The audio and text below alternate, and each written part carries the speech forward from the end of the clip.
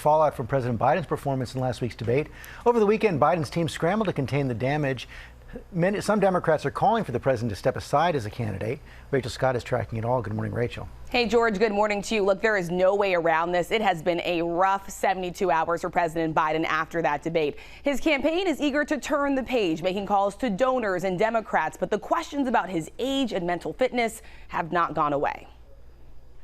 This morning, the Biden campaign is scrambling to dismiss doubts about the 81-year-old president, pushing ahead with his re-election campaign after the debate that many Democrats have labeled disastrous. With the COVID, with dealing with everything we have to do with, look, if we finally beat Medicare. Biden's campaign team making it clear that the president will not step aside, telling allies in a memo obtained by ABC News that Biden got off to a slow start, but then drew a sharp contrast with Trump on the issues that matter most to voters, and arguing to supporters that if Biden were to drop out now, it would lead to weeks of chaos, internal food fighting, and a highway to losing to Donald Trump. Some of Biden's top allies insisting one bad night will not derail his campaign. Let us not make a judgment about a presidency on one debate. Let's talk about what it means to people in their lives. He knows, as the American people do,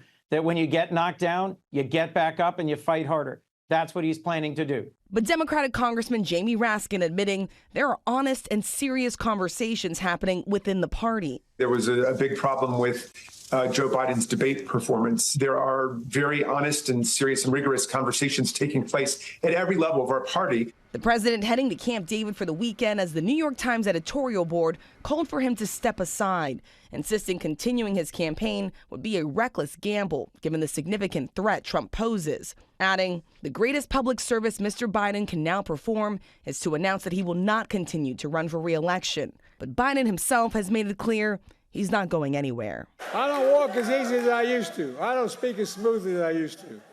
I don't debate as well as I used to. But I know what I do know. I know how to tell the truth.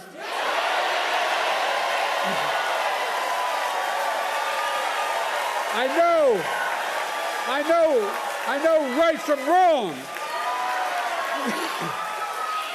And I know how to do this job. Yeah, the crowd at that rally chanting, yes, you can. Dr. Joe Biden, who was on this month's cover of Vogue, told the magazine this weekend they will not let those 90 minutes define the 4 years he's been president, saying we will continue to fight, George. Okay, Rachel, thanks. Let's bring in our chief Washington correspondent, John Carl. John, in the end, this is a personal decision for Joe Biden, a family decision for the president. They were at Camp David this weekend. Yeah, let's be clear. Nobody can force Joe Biden out. It would have to be his decision. He was with his family at Camp David. They were there for a photo shoot. There was absolutely discussion of all this. I am told the family has no debate whatsoever on this. They all believe that Biden must stay in and continue to fight. As one family member told me, he is in, we are in. I will add, however, though, George, Rachel mentioned what Jill Biden said to Vogue. She also said this: President Biden will always do what's best for the country. Right now, what they believe is what is best for the country is to stay in. But this is a fluid operation. It's a very fluid situation, Rachel, and Democrats are concerned. We've seen some expressions of it, a lot of rallying behind the president as well. Private concern. Very few speaking out publicly in the way that we saw from Congressman GMA Raskin in that piece there. You know, the Biden campaign was hoping that that rally that the president did would sort of reassure Democrats. I talked to lots of Democrats on Capitol Hill after that rally, and they said they still have concerns because they worried about the consistency with the president. Where was that Joe Biden on the debate stage, they say? But they acknowledge the perception may not change around President Biden, and the reality may not change either, because the only person that can make that decision, they say, is the president himself. Let's walk through what could happen if President Biden decides, you know what, it is time for me to step aside. How would Democrats go about picking a replacement? Well, but there are private conversations among senior figures in the party about a process that could play out. One scenario, George, is that you could have a series of debates, regional debates, where the audience could be nationally televised, but where the audience are the delegates. featuring potential candidates.